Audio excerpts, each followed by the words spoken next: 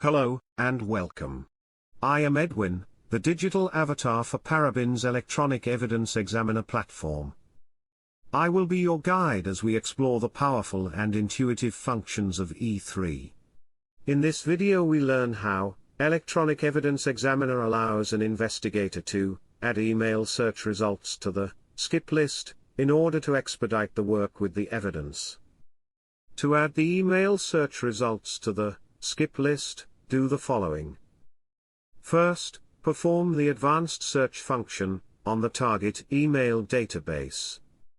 In the Search Results pane, select the search results using Ctrl-A or Ctrl-Shift, and click Add to Skip List in the right-click menu, or on the ribbon.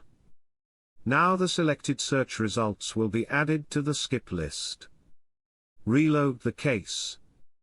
The number of skipped items will be displayed in the Case Content pane, near the Email Database folder.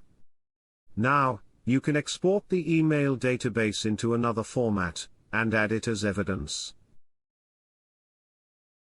Next, count the content of the added evidence, and you will see the skipped items are absent.